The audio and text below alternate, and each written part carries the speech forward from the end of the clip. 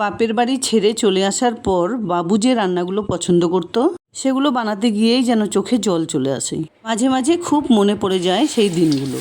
কি করা যাবে, কর্তার পছন্দের খেয়ালও তো রাখতে হবে। আজ যে রেসিপিটি শেয়ার করছি সেটা তোমরা যেভাবে বানিয়ে নাও তার থেকে একটু অন্যরকম স্বাদে বানানো। সত্যি বলছি, এভাবে বানালে যেমন মুচমুচে হবে তেমনি টেস্টি। ব্যাটার বানানোর সময় শেষের দিকে আমি ঠিক কী মিশিয়ে দিলাম যার জন্য খুব সুন্দর একটা ফ্লেভারও পাওয়া যাবে। তো চলো রান্নাটা শুরু করা যাক। আজ সকালে এই একাটি কুমড়ো ফুল মাত্র 10 টাকা দিয়ে নিয়ে এসছে আমার কর্তা। যাদের বাড়িতে রয়েছে তাদের তো কথাই নেই, আর যারা কিনে খাও তারা 10 টাকায় কটা পাও জানিও তো। এখানে মোটামুটি 20 থেকে 22টা ফুল রয়েছে। ছোটোবেলায় মাকে যেমনভাবে দেখেছিলাম এই ফুলগুলো বেছে নিতে, আমি ঠিক তেমনভাবেই এগুলোকে রেডি করে নিচ্ছি।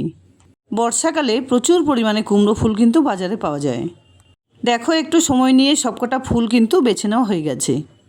এবার এগুলোকে আলতো করে এভাবে হাত দিয়ে চেপে চেপে 2-3 বার ধুয়ে নিতে হবে। ফুল বেছে নেবার সময় খুব ভালোভাবে খেয়াল করবে যাতে ভেতরে কোনো নোংরা বা পোকা না থাকে। যদি বড়াগুলো একটু আয়েশ করে খেতে চাও তাহলে একটা ফুলের ভেতরে আরেকটা ফুল এভাবে ভরে নিতে পারো। আর যদি বাড়িতে মেম্বার বেশি থাকে তাহলে একটা করে ভেজে নিলেও চলবে। কুমড়ো ফুল খাওয়া কিন্তু স্বাস্থ্যের জন্য খুব ভালো, কারণ এতে প্রচুর পরিমাণে ভিটামিন বা মিনারেলস রয়েছে যা আমাদের স্বাস্থ্যের জন্য খুবই ভালো। এখানে এই বাটিতে 2 মুঠো আতপ চাল আধ ঘন্টা আগে ভালো করে ধুয়ে ভিজিয়ে রেখেছিলাম। এবার এগুলোকে জল ঝরিয়ে একটা মিক্সার গ্রাইন্ডারে তুলে নিলাম। এর মধ্যে সামান্য জল মিশিয়ে খুব সুন্দরভাবে বেটে নিচ্ছি। এবার এই চাল বাটাটা একটা বাটিতে তুলে নেবার পর এর মধ্যে একে একে মিশিয়ে দিচ্ছি 1/2 চা চামচ করে হলুদ গুঁড়ো, লঙ্কা গুঁড়ো, স্বাদমতো নুন, 2-3 টেবিল চামচ বেসন, 1 টেবিল চামচ করে সাদা তিল, নারকেল কোড়া আর কালারের জন্য দিয়ে দিলাম 1/2 চা চামচ কাশ্মীরি লঙ্কা গুঁড়ো। তিল নারকেল মিশিয়ে দেওয়ার জন্য এর খুব সুন্দর একটা ফ্লেভার পাওয়া যাবে। মিক্সার গ্রাইন্ডারে লেগে থাকা চাল বাটার মধ্যে একটুখানি জল মিশিয়ে এর মধ্যে অল্প অল্প পরিমাণে ঢেলে দিয়ে খুব সুন্দর ঘন একটা ব্যাটার বানিয়ে নিচ্ছি। এতে বেসন মিশিয়ে দেবার জন্য যেমন সুন্দর কালার তৈরি হবে, আর তার সঙ্গে চালের গুঁড়ো মিশিয়ে দেবার জন্য খুব মুচমুচে হবে। অন্যদিকে কড়াইতে সাদা তেল খুব ভালোভাবে গরম করে নিয়েছি। এবার রেডি করে নেওয়া এক একটা ফুল এই ব্যাটারে এভাবে ডিপ করে তেলে ছেড়ে দিচ্ছি।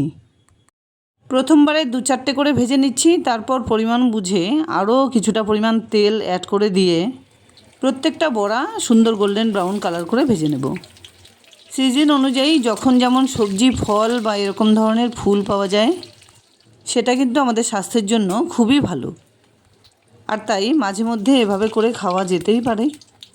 সুন্দর গোল্ডেন ব্রাউন কালার করে প্রথমবারের দেওয়া বড়াগুলো আমার ভেজে নেওয়া হয়ে গেছে।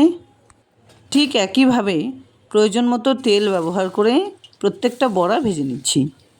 দেখে নিশ্চয়ই বুঝতে পারছো বড়াগুলো কতটা ক্রাঞ্চি হয়েছে। গরম গরম ডাল ভাত বা বিকেলে চা কফির সঙ্গে কিন্তু দারুণ জমে যাবে। ভালো লাগলে লাইক, শেয়ার, কমেন্টস করতে ভুলবে না প্লিজ। আর এরকম নিত্য নতুন রান্নার আপডেট পাওয়ার জন্য প্লিজ চ্যানেলটাকে সাবস্ক্রাইব করে পাশে থাকা বেল আইকনটা অলে করে দিও। দেখা হচ্ছে নতুন কোনো রেসিপি নিয়ে। ভালো থেকো, ধন্যবাদ।